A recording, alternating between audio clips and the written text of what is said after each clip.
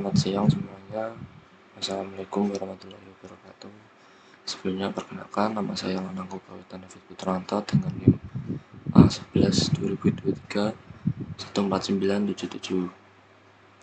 Di sini saya akan mempresentasikan tugas data science saya dengan menggunakan dataset airline passenger satisfaction.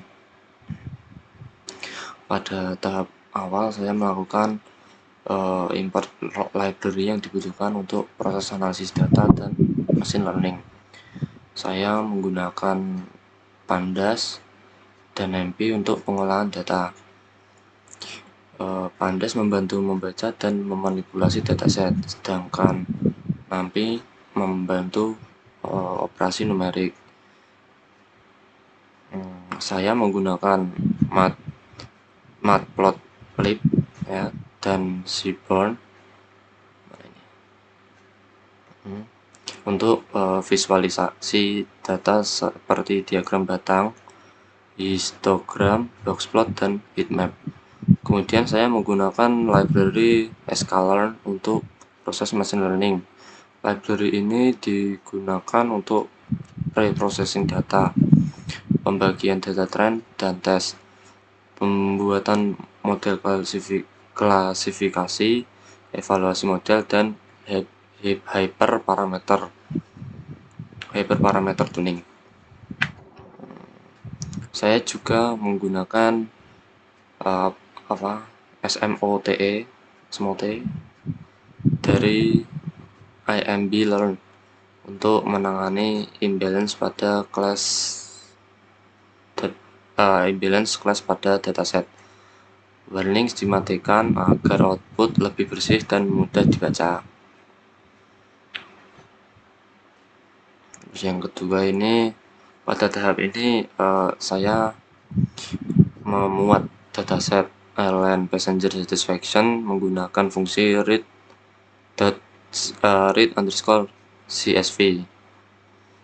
dari Pandas. Dataset disimpan ke dalam variabel df yang merupakan singkatan dari data frame.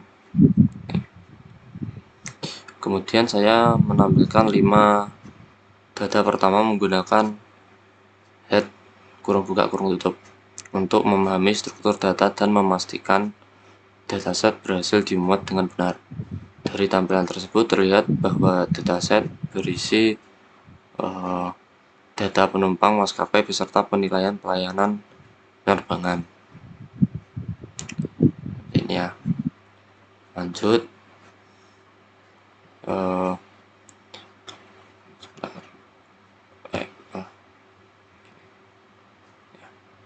Pada tahap ini saya menggunakan fungsi info buka tutup kurung untuk melihat informasi umum dataset seperti jumlah baris, jumlah kolom, tipe data, dan missing values. Kemudian saya menggunakan describe buka tutup kurung untuk melihat statistik deskripsi seperti rata-rata, nilai minimum maksimum, dan standar deviasi. Tahap ini penting karena membantu memahami kondisi awal data sebelum melakukan preprocessing. Hasilnya seperti ini. Lalu lanjut. Pada tahap ini saya mengelompokkan fitur menjadi 3 kategori. Kategori pertama adalah fitur kategorikal.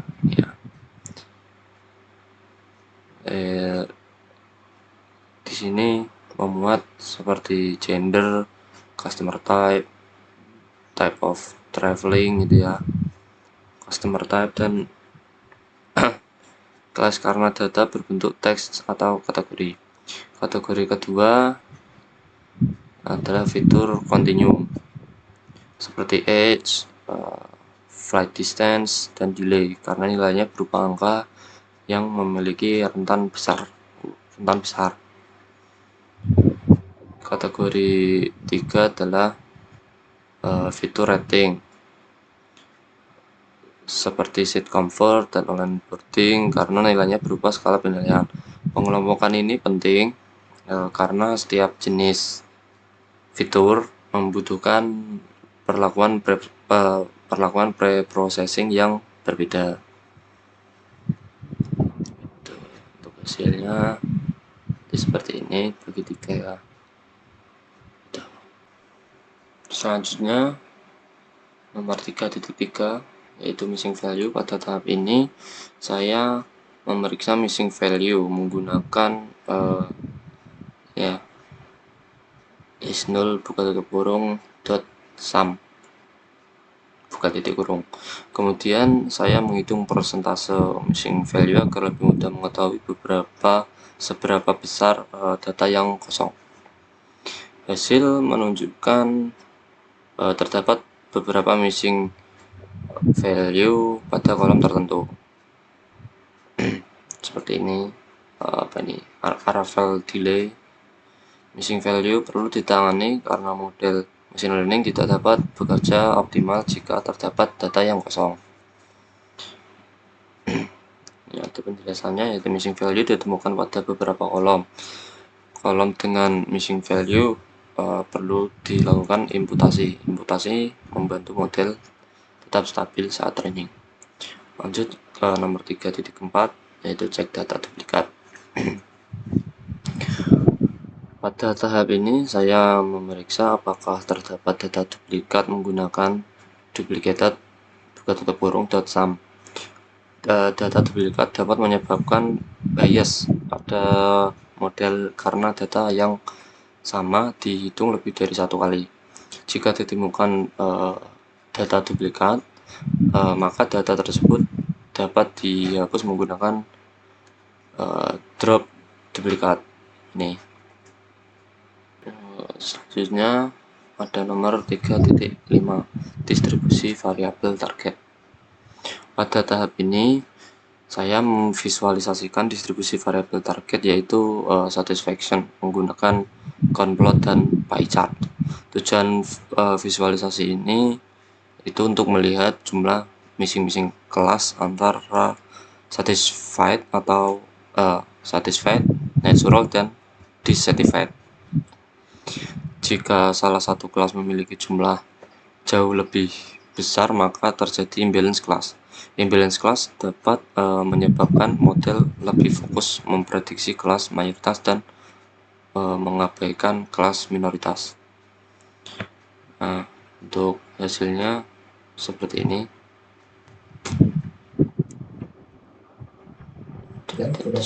Bisa dilihat netral dan dissatisfied lebih besar daripada satisfied. Untuk persentasenya 56,6% pada netral dan atau dissatisfied dan 43,4 satisfied. Untuk penjelasan singkat, visualisasi menunjukkan distribusi kelas satisfaction. Jika jumlah salah satu kelas jauh lebih besar, maka terjadi imbalance class. Imbalance class dapat mempengaruhi performa model. Selanjutnya nomor 3.6 visualisasi fitur kategorikal. Pada tahap ini saya membuat visualisasi untuk fitur kategorikal menggunakan conplot. Visualisasi ini membantu melihat distribusi kategori pada setiap fitur. Sebagai contoh, kita dapat melihat sejumlah penumpang berdasarkan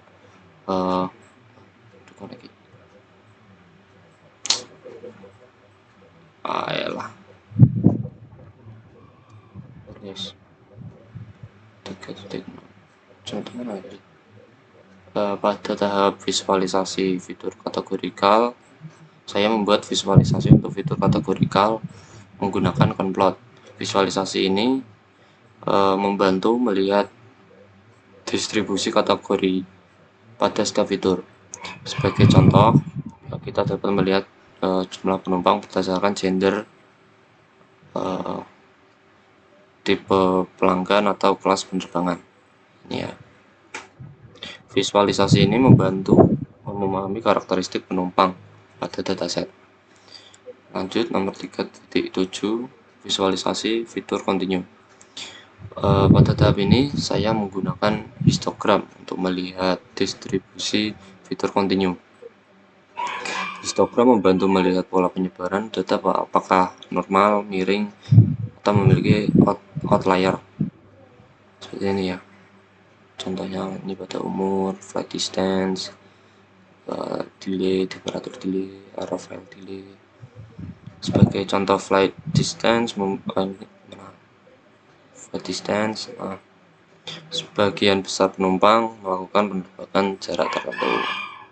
Ya, seperti ini. Gitu. Kita lanjut nomor 3.8. Loh. 3.8. Pada tahap ini saya memvisualisasikan fitur rating menggunakan complot. Karena fitur rating memiliki nilai ordinal dari 1 sampai 5, visualisasi ini membantu melihat tingkat kepuasan pelanggan terhadap layanan tertentu. Hasil visualisasi membantu mengetahui layanan mana yang sering mendapatkan penilaian tinggi ataupun rendah. Contoh distribusi temperatur arrival time convenience. Ya, ini rating 4 sangat tinggi di sini. Distribusi is online booking, check-in service, online boarding, get location, gitu ya.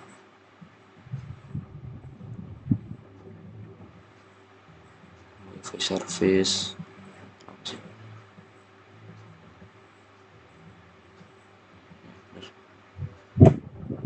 Nah, selanjutnya untuk nomor 3.9, analisis outlier. Pada tahap ini saya menggunakan boxplot untuk mendeteksi outlier pada fitur continue. Outlier merupakan nilai ekstrim yang berbeda jauh dari data lainnya. Sebagai contoh terdapat beberapa nilai delay penerbangan yang sangat tinggi. Nah, ini outlier tidak langsung dihapus karena pada kasus penerbangan keterlambatan tinggi masih mungkin terjadi di dunia nyata. Gitu ya. Ada penjelasan singkat juga. Outlier ditemukan pada beberapa fitur continue. Outlier pada delay penerbangan masih relevan karena kondisi nyata. Outlier tidak langsung dihapus karena informasi penting tidak hilang. 3.10 heatmap korelasi. Pada tahap ini saya membuat heatmap korelasi menggunakan Seaborn heatmap. Heatmap digunakan untuk melihat hubungan antar fitur numerik. Semakin mendekati warna terang, maka korelasi semakin tinggi. Seperti ini ya. Nah, hasil heatmap menunjukkan beberapa fitur pelayanan online onboarding dan set comfort memiliki hubungan cukup kuat dengan kepuasan pelanggan.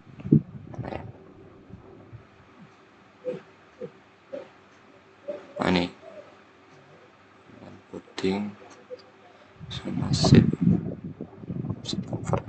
Nah, ada penjelasan singkat. Untuk heatmap digunakan untuk melihat hubungan antar fitur. Fitur rating pelayanan memiliki korelasi cukup tinggi terhadap satisfaction. Korelasi membantu menentukan fitur penting. Lanjut nomor 4, direct modeling. Yang pertama saya menentukan variabel X dan Y. Pada tahap ini saya menentukan fitur prediktor dan target.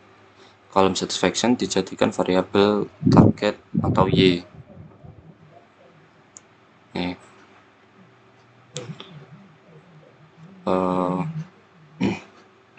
Karena tujuan project adalah memprediksi kepuasan pelanggan. Kolom lainnya digunakan sebagai fitur prediktor atau X. Kolom ID dihapus karena hanya berfungsi sebagai identitas dan tidak memiliki pengaruh terhadap prediksi ya. Lanjut nomor 4.2, trend test split. Pada tahap ini, saya membagi dataset menjadi data training dan data testing menggunakan trend test split. Sebanyak 80% data digunakan untuk training dan 20% digunakan untuk testing. Coba.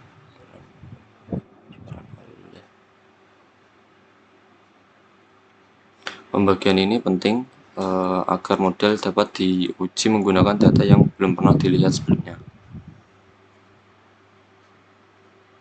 Kita lanjutkan untuk nomor 4.3, yaitu pre-processing awal. Pada tahap ini saya melakukan encoding pada fitur kategorikal menggunakan label encoder. Encoding diperlukan karena model machine learning hanya dapat memproses data numerik. Sebagai contoh, yaitu kategori male dan female diubah menjadi angka.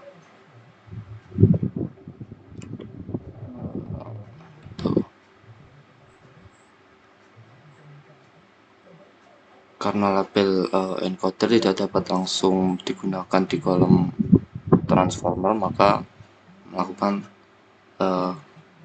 encoding manual. Lanjut nomor 4.4, yaitu scaling dan imputasi. Pada tahap ini saya melakukan imputasi missing value menggunakan median. Median dipilih karena lebih stabil terhadap outlier dibanding rata-rata. Kemudian saya melakukan scaling menggunakan standar scaler ya. Scaling dilakukan agar fitur dengan rentang besar seperti flight distance tidak mendominasi proses training model. Kita lanjut ke nomor 4.5, yaitu split setelah preprocessing atau pembuatan model ya split.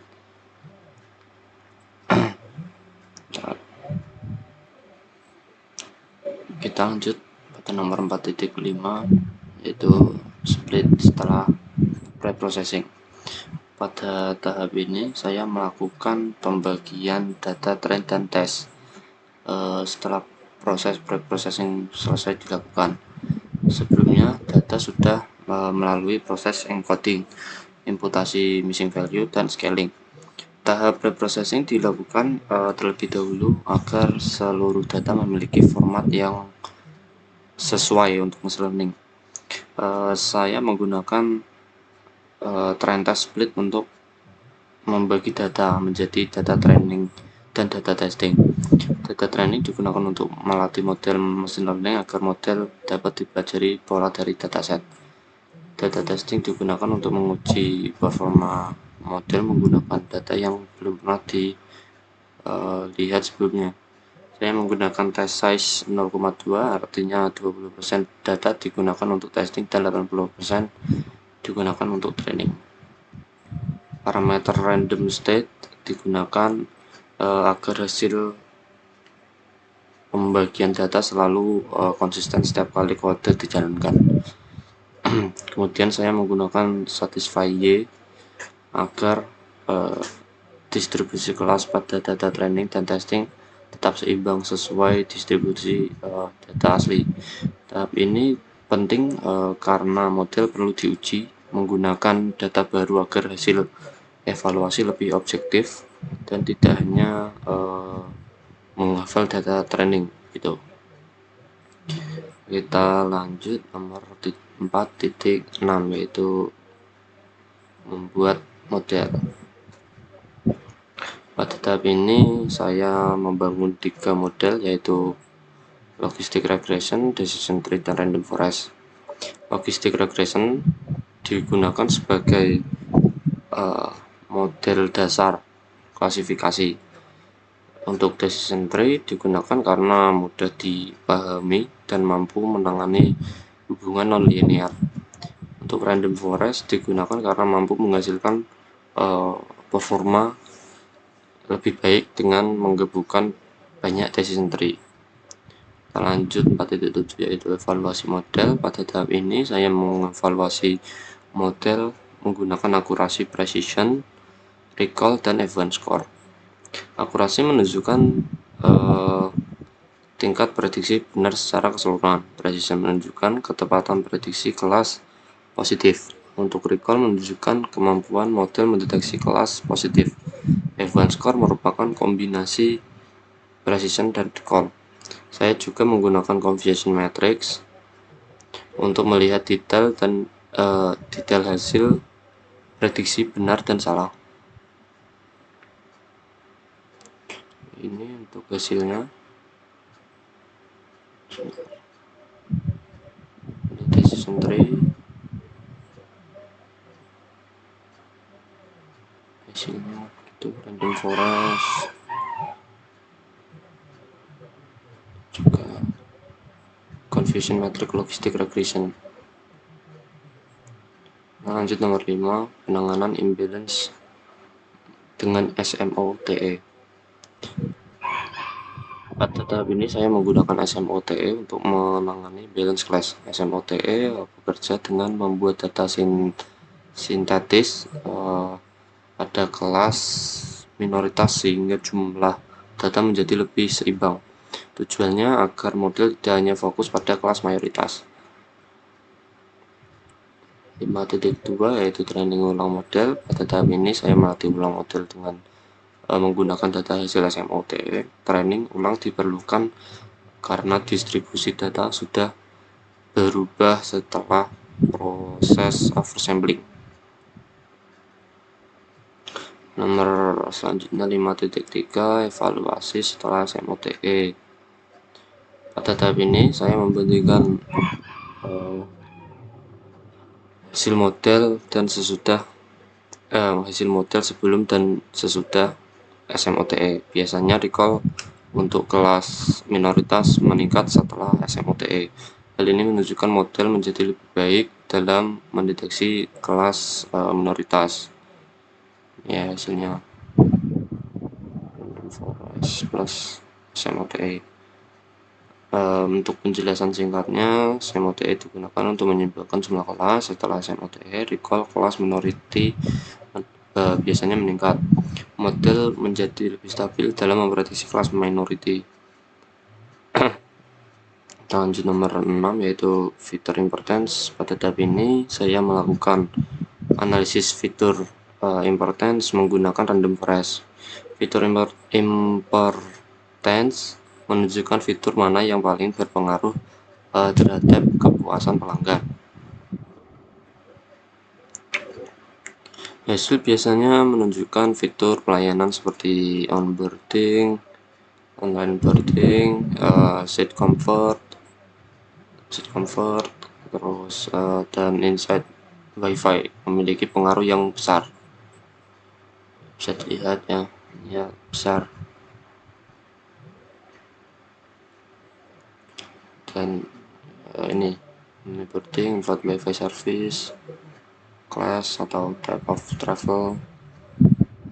Penjelasan singkatnya, fitur important menunjukkan fitur yang paling mempengaruhi kepuasan pelanggan. Biasanya fitur seperti online boarding, WiFi service, dan seat comfort memiliki pengaruh yang tinggi. Selanjutnya nomor 7, hyperparameter tuning. Pada tahap ini, saya menggunakan grid search CV untuk mencari parameter terbaik pada random forest.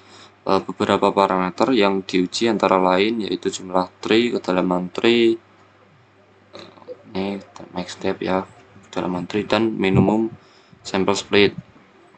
Tujuan tuning adalah meningkatkan performa model agar hasil prediksi lebih optimal. Ini ya, random forest classifier. Lanjut nomor 7.1 model terbaik. Pada tahap ini saya menggunakan model terbaik hasil grid search CV untuk melakukan prediksi ulang. Hasil evaluasi dibandingkan dengan model sebelumnya untuk melihat peningkatan performa. Akurasinya mendekati 1 semua ya. Ini paling besar itu presisinya 0,967 untuk hasilnya. Terus nomor 8 Perbandingan model. Pada tahap ini saya membandingkan seluruh model menggunakan grafik akurasi. Visualisasi membantu melihat model mana yang memiliki performa yang baik. Biasanya random forest dengan tuning menghasilkan akurasi yang paling tinggi. Untuk penjelasannya nomor 8, random forest biasanya menghasilkan performa yang terbaik. Baik berparameter tuning meningkatkan performa model SMO dengan performa model SMOTE membantu meningkatkan keseimbangan prediksi.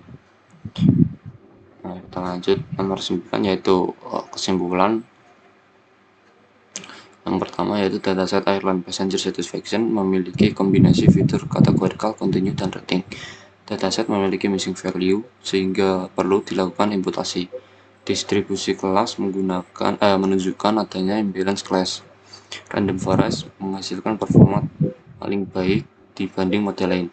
SMOTE membantu meningkatkan kemampuan model dalam mendeteksi kelas minority.